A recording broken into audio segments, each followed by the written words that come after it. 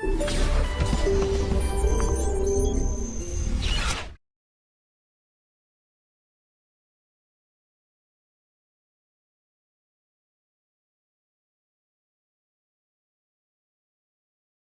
hadis yang ke-21.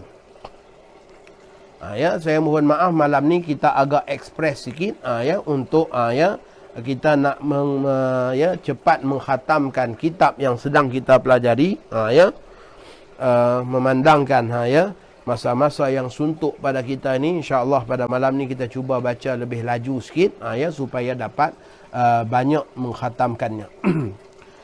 Daripada Abi Hurairah radhiyallahu taala anhu bahawa baginda Nabi sallallahu alaihi wa alihi wa sahbihi wa baraka wasallam telah bersabda, satakunu fitanun, akan berlaku fitnah, al-qa'idu fiha khairun minal qa'imi wal qa'imu fiha khairun minal mashi wal mashi fiha khairun minas sa'i wa man yushrif laha tastashrifhu wa man wajada malja'a au ma'adha falya'udh bih.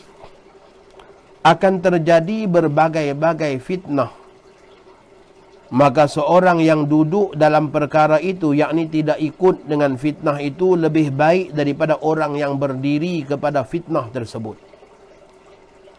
Dan yang berdiri lebih baik dari yang berjalan kepadanya, dan yang berjalan masih lebih baik dari yang berlari kepadanya. Sesiapa yang larut padanya akan terjebak, maka siapa yang dapat mengelak diri darinya, hendaklah dia lakukan. Fitnah yang dimaksudkan dalam hadis ini adalah tiap perbuatan yang menyebabkan perbalahan dan permusuhan, yang akhirnya mencetuskan peperangan dan pembunuhan sesama Islam.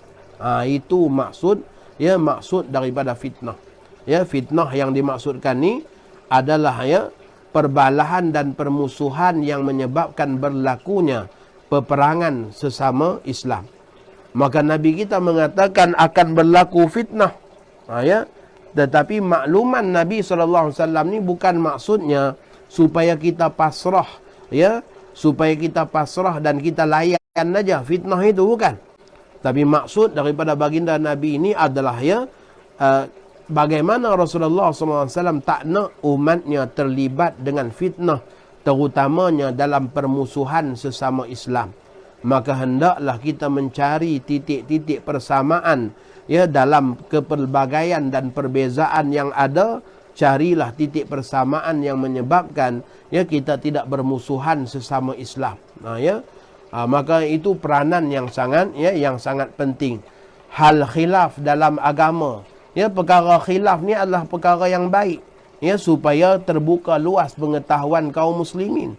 Tetapi ada orang yang dia mengetatkan kefahaman pada perkara-perkara khilaf yang menyebabkan juga berlaku permusuhan. Melabelkan orang lain dengan macam-macam label, dengan macam-macam gelaran dan sebagainya, sehingga menyebabkan akhirnya tercetus juga permusuhan sesama kaum muslimin.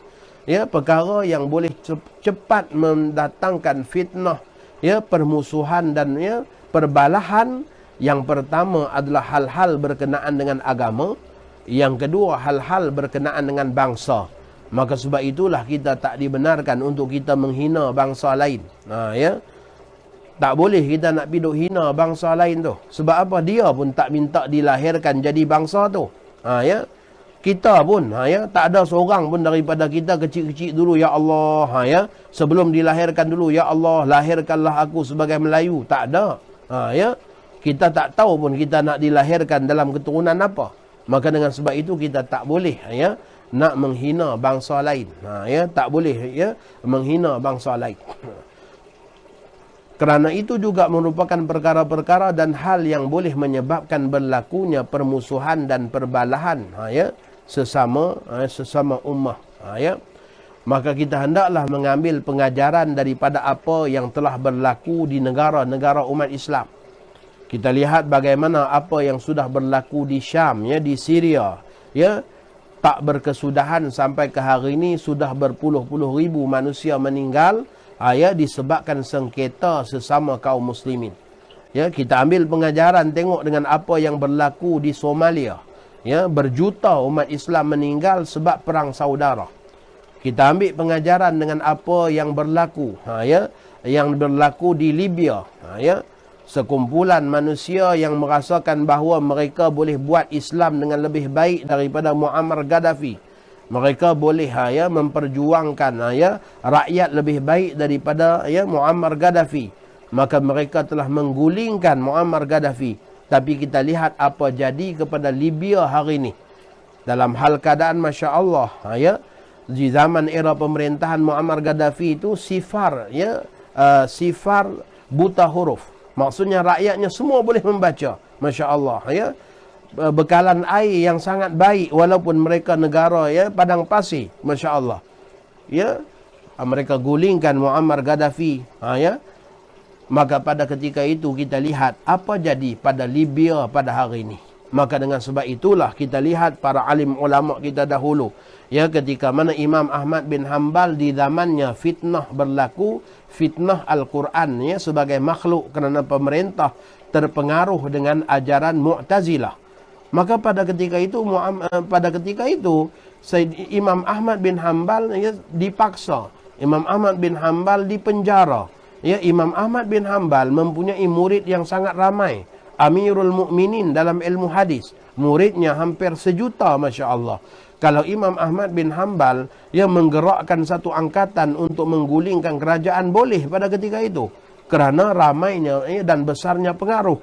Tetapi kita lihat bagaimana para alim ulama Rabbani ini, mereka tak nak menjebak diri mereka kepada perkara fitnah. Mereka tak nak, ya, dengan kesalahan cakap mereka ataupun kerosakan tangan mereka menyebabkan tumpahnya darah saudara Islam yang lain.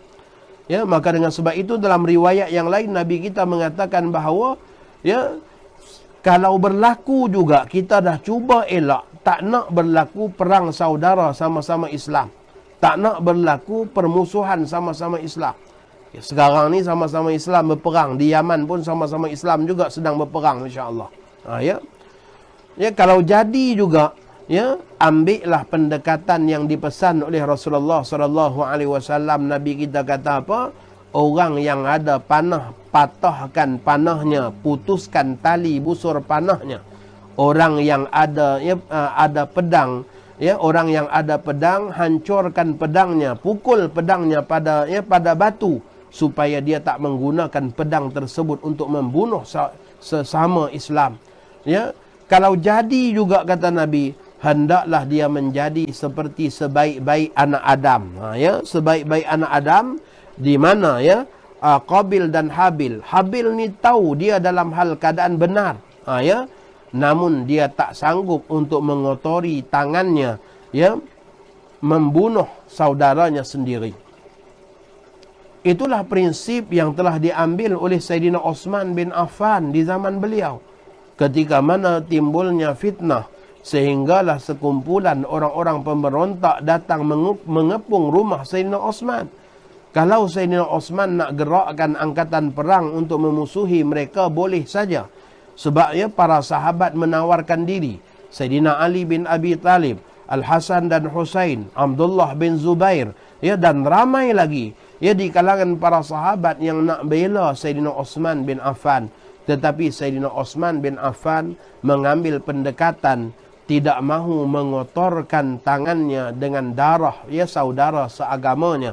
Maka akhirnya sanggup, ya, merelakan dirinya terkorban. Sebagaimana Qabil dan Habil. Ya, Habil dia tak sanggup nak bunuh Qabil. Maka akhirnya, ya, dia merelakan dirinya terkorban. Masya Allah. Begitulah hal keadaan, ya, yang digambarkan oleh Nabi SAW.